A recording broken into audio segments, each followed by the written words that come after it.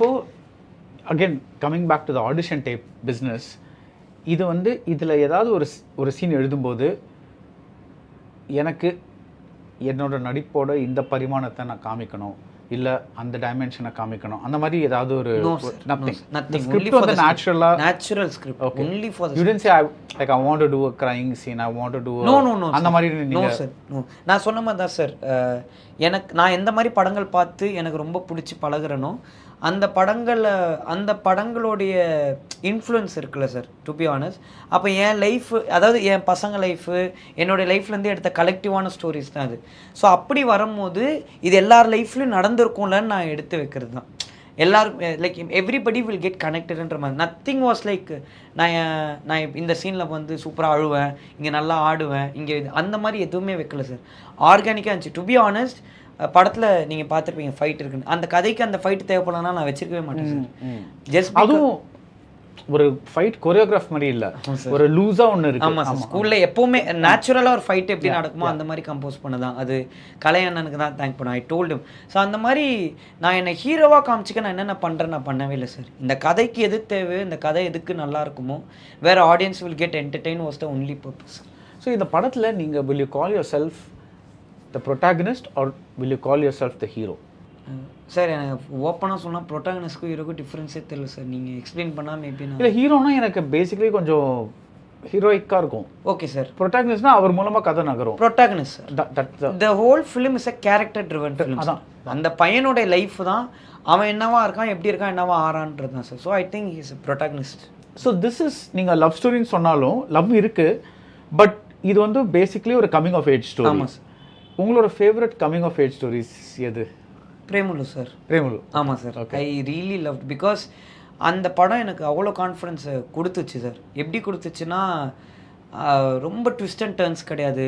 ரொம்ப நீங்கள் சொன்ன மாதிரி it's not a template film sir, but still it work well. ரொம்ப நல்லாவே ஒர்க் ஆச்சு.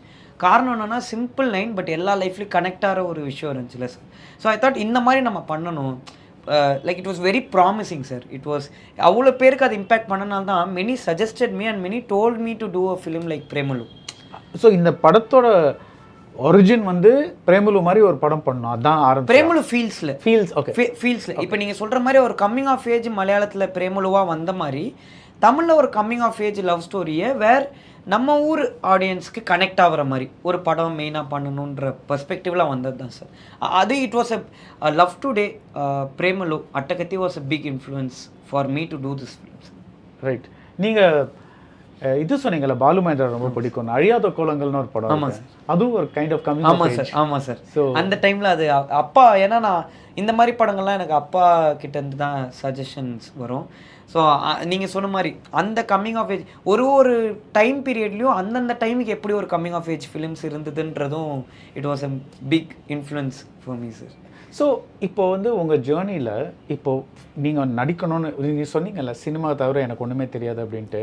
ஸோ நீங்கள் நடிக்க வரும்போது, இப்போ நீங்கள் ஒரு படம் இயக்கும்போது ரெஃபரன்ஸ் ஃபிலிம்ஸ்னால் ஜஸ்ட் நேம் சம், இதெல்லாம் என்னோடய ஃபேவரட் ஃபிலிம்ஸ்.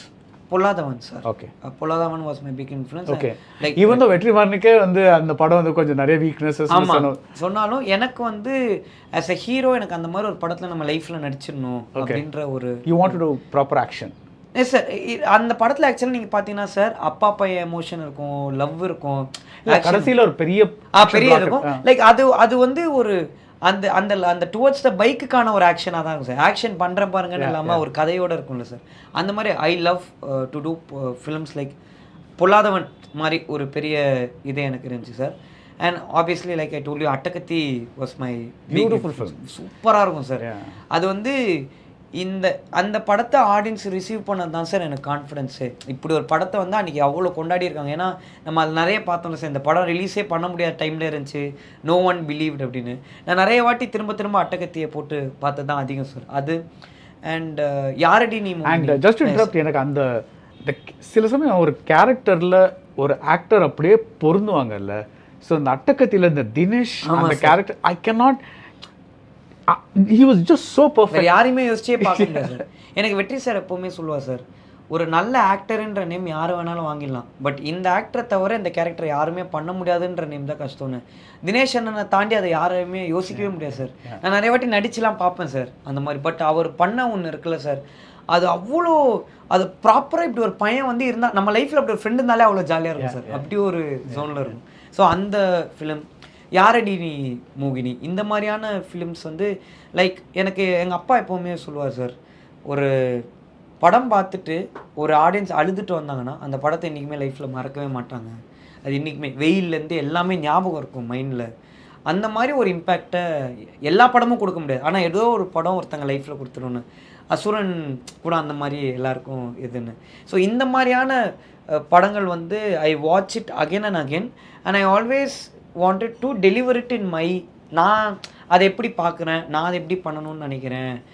ஏன்னா எப்படி இருந்தாலும் பயங்கர இன்னோவேட்டிவான கதை பண்ண முடியுமான்னு எனக்கு பர்சனலாக தெரியல சார், பட் ஆல்ரெடி எக்ஸிஸ்டிங்காக நம்ம பார்த்து பழகுனதை இன்னைக்கு கம்மிங் ஆஃப் ஏஜில் அதை எப்படி ப்ரெசென்ட் பண்ண முடியும். I think you can, because உங்கள் தாட்ஸில் பயங்கர கிளாரிட்டி இருக்குது பேசும்போது. யூனோ பிகாஸ் சில பேர் வந்து கொஞ்சம் ஜெனரிக்காக விட்டுருவாங்க. Like I think your thoughts have a lot of clarity, so I think you have an interesting journey ahead of you, so it's like it's kind of thing. So anyway, other films. Yes sir, Yaradi Ni Mogini was a big influence. When I see Telugu films sir, when I started in Telugu film, sorry, Sapta Sagartha Kannada film.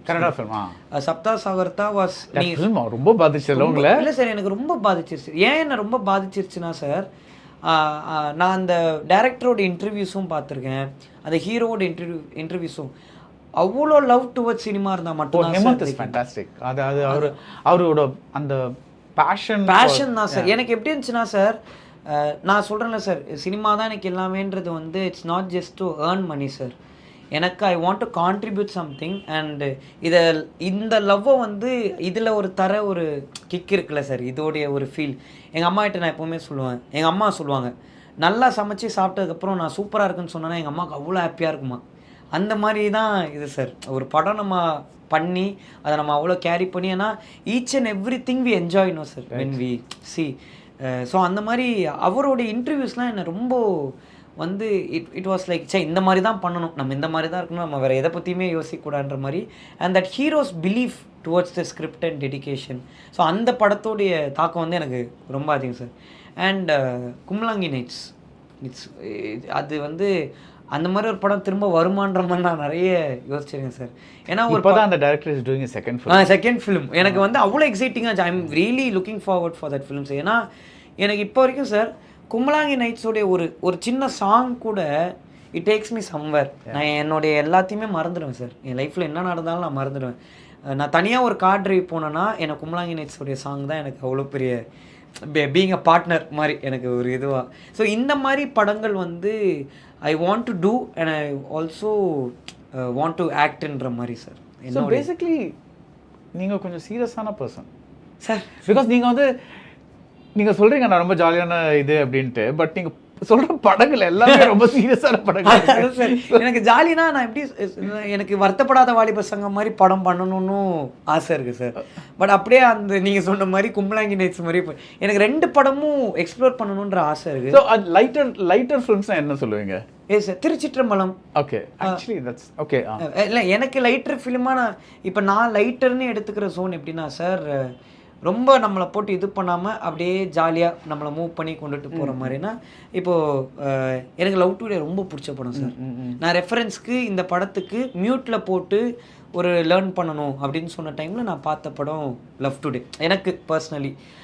So அந்த மாதிரி அந்த cuts எல்லாம் எப்படி பண்ணியிருக்காங்க அந்த டைமில் வந்து அந்த மாமா குட்டியோடைய விஷயம்லாம் இருக்குல்ல சார், அது ரொம்ப நியூவாக இருந்துச்சு ஒரு ஃபிலிமோகிராஃபியாகவே. ஸோ அப்போ ஐ தாட் இந்த படங்கள் வந்து நமக்கு ஃபிலிம் லாங்குவேஜாகவே ஸோ அந்த மாதிரி படம் was influence for me in this. So I'm like entertaining படமும் பண்ணணும், அட் த சேம் டைம் நம்ம இருக்கிற வரைக்கும் நம்மளோட இன்ட்ரெஸ்ட்டுக்கு சில படங்கள் பண்ணணுன்றதும் எனக்கு இட்ஸ் லைக் பேலன்சிங் லைக் திஸ்ன்ற மாதிரி தோணுது. ஸோ